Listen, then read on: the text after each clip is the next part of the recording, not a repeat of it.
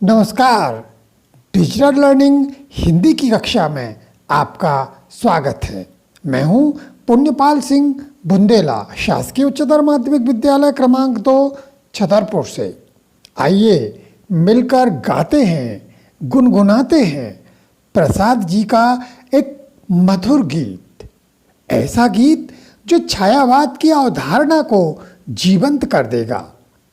क्या होता है सूक्ष्म आंतरिक सौंदर्य, कैसी होती है अभिव्यंजना शैली, कैसा होता है प्रकृति का मानवीकरण, और भी बहुत कुछ स्वतः ही स्पष्ट हो जाएगा।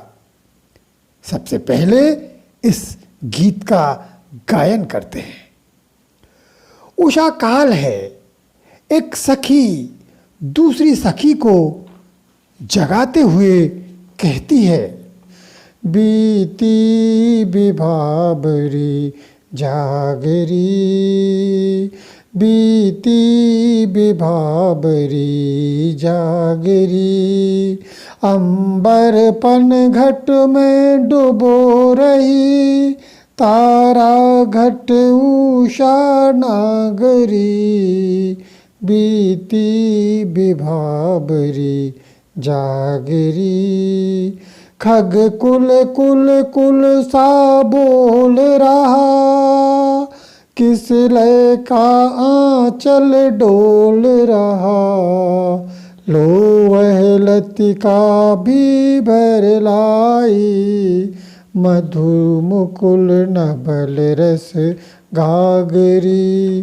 बीती विभावरी जागरी, अधरों में राग आनंद पिए, अलकों में मलयज बंद किए, तू अब तक सोई है आली, आँखों में भरे बिहागरी, बीती विभावरी जागरी, बीती विभावरी जागरी।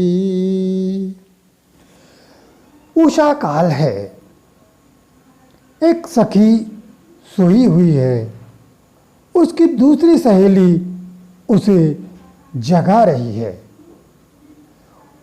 उषा काल का आशय होता है सुबह का वह समय जब सूर्योदय नहीं होता है, किंतु पूर्व दिशा में लाली छा जाती है, थोड़ा थोड़ा सा प्रकाश पूर्व दिशा में छा जाता है। तो वो सखी उषा काल का चित्रण भी कर रही है और अपनी सखी को जगा रही है। प्रकृति का मानवीकरण भी है और सूक्ष्म सौंदर्य भी है। बीती विभावरी जागरी, हे सखी तू जाग जा, विभावरी बीत गई है। विभावरी का आशा है रात्रि से, तारों भरी रात्रि से, तारों भरी रात्रि बीत गई है। हे सखी तू जाग जा। देख, अंबर पनघट में डुबो रही, तारा घट उषा नागरी, उषा नागरी, उषा नामक नागरी, नगर की रहने वाली, नागरी का अर्थ है नगर की रहने वाली, यह चतुर स्त्री। उषा नामक वह सहेली देखो तो पानी भरने के लिए चली गई है, पनघट में घट को डुबो रही है। अब कोई स्त्री पनघट में घट डुबो रही है, इसका प्रकृति का मानवीकरण किस तरह से किया गया रूपक के माध्यम से। अंबर पनघट, आकाश का पनघट है, रूपक अलंकार में डुबो रही है। तारा घट, तारों के घड़े को उषा नागरी, उषा काल है, उषा नामक सहेली आकाश के पनघट में तारों के घड़ों को डुबो रही है। कितना सुंदर चित्रण। यहाँ पनघट कुएं वाला पनघट नहीं है, यहाँ तालाब का या नदी का पनघट है। नीला नीला जल, उसमें चमकता हुआ कलश, तारों जैसा चमकता हुआ कलश। उषा काल, उषा सहेली डुबो रही है और जब कलश डूबता है तो उसकी आवाज़ होती है। कैसे आवाज़ होती है, कैसी ध्वनि आती है, उस ध्वनि को भी कवि किस तरह से देखता है, आगे की पंक्तियों में देखिए। खगकुल कुल कुल सा बोल रहा, किस लय का आंचल डोल रहा, लो वह लतिका भी भर लाई, मधु मुकुल नवल रस गागरी। तो आकाश के पनघट में तारों के घड़े को उषा नामक सहेली या उषा काल में तारे आकाश के पनघट में डूब रहे हैं, और डूबते हुए तारों की आवाज। खगकुल, खग का अर्थ है पक्षी, कुल का अर्थ है समूह, कुल कुल पक्षियों की आवाज सा बोल रहा।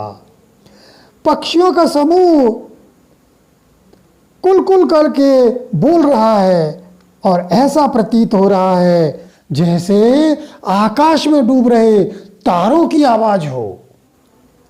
यही नहीं, प्रभात का और भी आगे चित्रण है।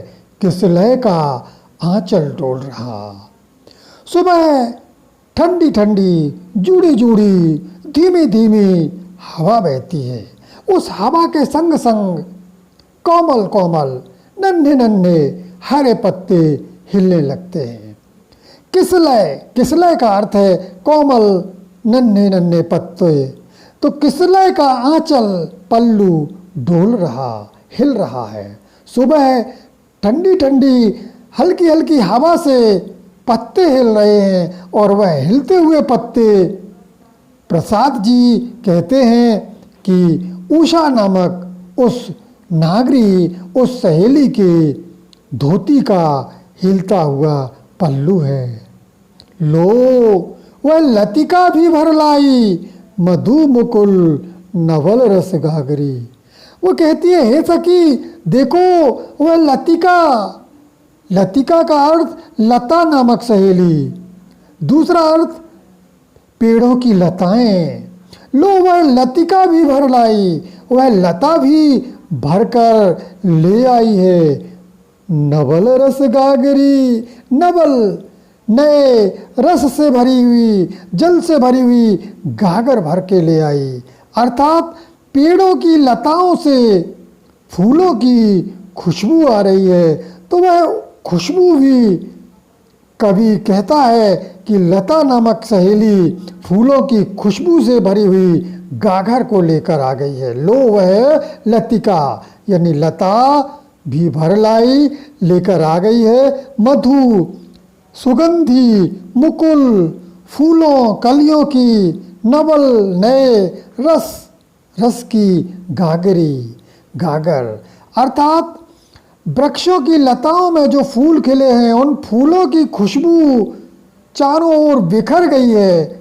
उसको वह सखी कहती है कि देखो लता नामक सहेली भी फूलों की खुशबू से भरी हुई नए रस की गागर लेकर आ गई है, और तू अभी तक सो रही है। अधरों में राग आनंद पिए, तूने अधरों, अधर माने ओठ में राग आनंद पिए, आनंद के राग तूने अपने होठों में बंद कर लिए थे।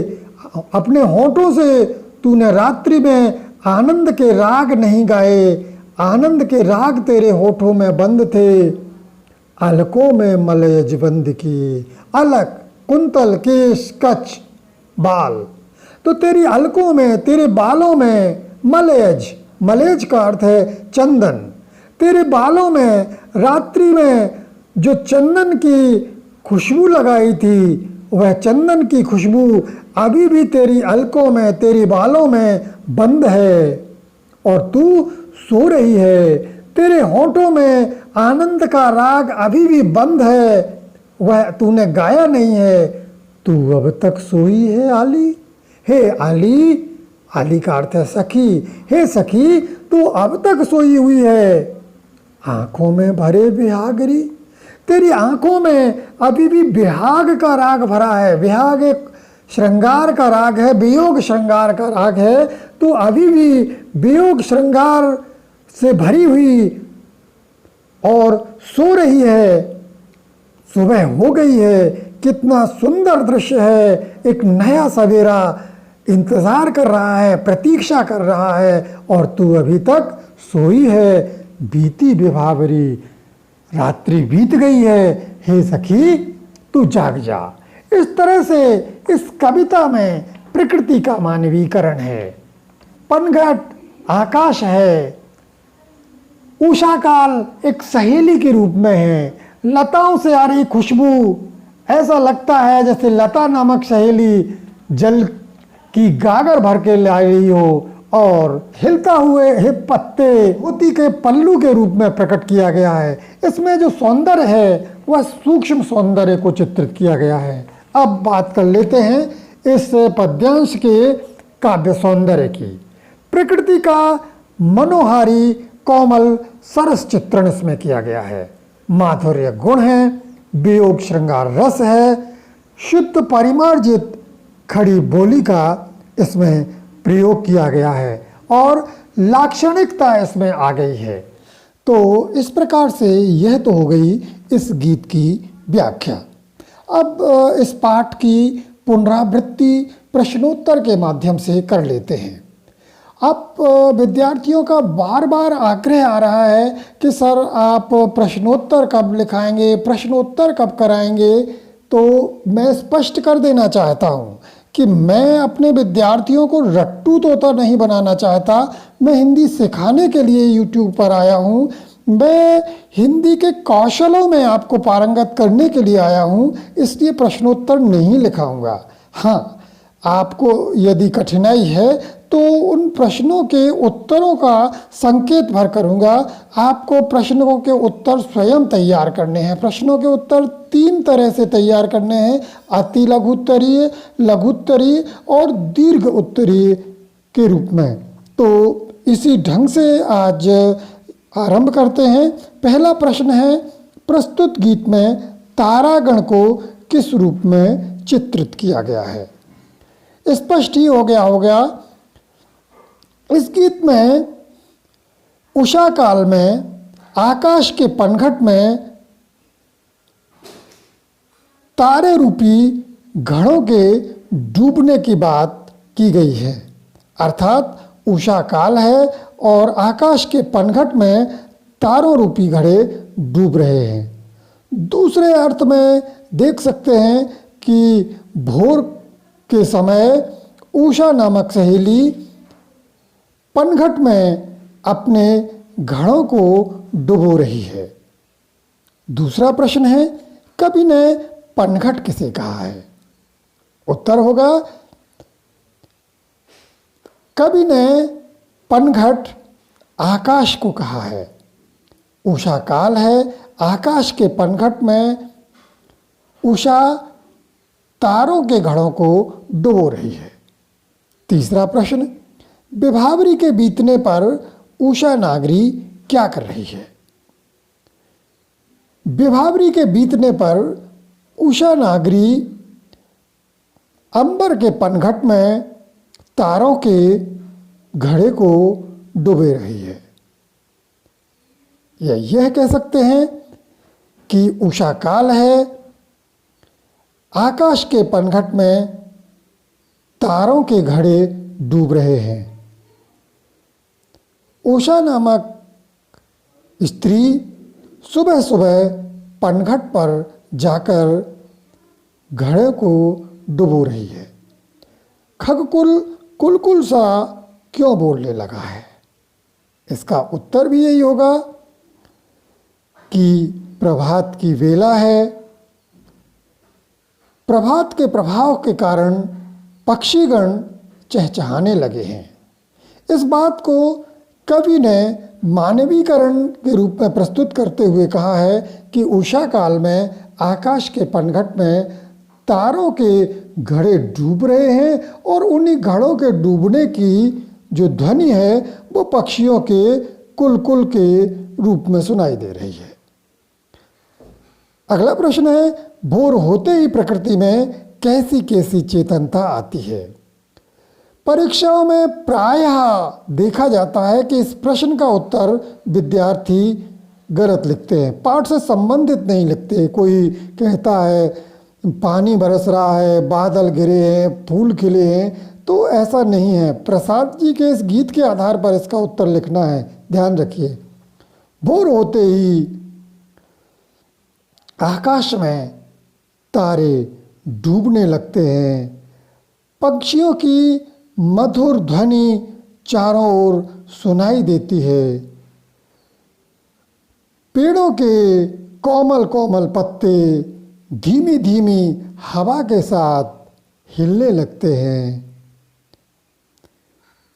वृक्षों की लताओं में फूलों से, कलियों से खुशबू हवा के साथ बहने लगती है। इस प्रकार एक बहुत ही मनोहारी आनंददायक वातावरण चारों ओर फैल जाता है। ऐसा लगता है जैसे प्रकृति चेतन रूप में आ गई हो। सुबह होते ही जैसे ही मनुष्य अपनी क्रियाओं में लग जाते हैं तो प्रकृति भी उसी प्रकार नए रूप में सामने आ जाती है। अगला प्रश्न, किसलय का अंचल डोल रहा कहकर कवि क्या कहना चाहता है, स्पष्ट कीजिए। सुबह के समय धीमी धीमी ठंडी ठंडी हवा बहने लगती है, पेड़ पौधों में, बेलों में नए नए कोमल लाल लाल पत्ते आ गए हैं, वह हवा के संग संग हिलडुल रहे हैं, खुशी के साथ, आनंद के साथ, उल्लास के साथ। तो हिलते डुलते इन पत्तों के माध्यम से कवि भी उस उल्लास भरे, आनंद भरे वातावरण को चित्रित करना चाहता है। तो ये मूल तत्व मैंने उत्तर के रूप में स्पष्ट कर दिया है। इन उत्तरों को आपको अपने ढंग से बनाना है। आप कहीं दूसरी जगह पर भी इनके उत्तर देख सकते हैं, किंतु उत्तर आपको स्वयं बनाना है, क्योंकि हमें आपको लिखने और बोलने में कुशल बनाना है ताकि आप स्वयं अपने उत्तर लिख सकें। क्योंकि हमें पता है यदि आपने पूरा वीडियो देखा है तो निस्संदेह आप अपनी बात व्यक्त कर सकते हैं, किंतु आपके अंदर हिचक होती है या ये कहें कि उत्तर रटने की बुरी प्रवृत्ति के कारण आप स्वयं उत्तर नहीं लिखते हैं। तो अपना आत्मविश्वास जगाइए। मैं पुनः नए विश्वास के साथ, नए पाठ के साथ उपस्थित होऊंगा। जय हिंद।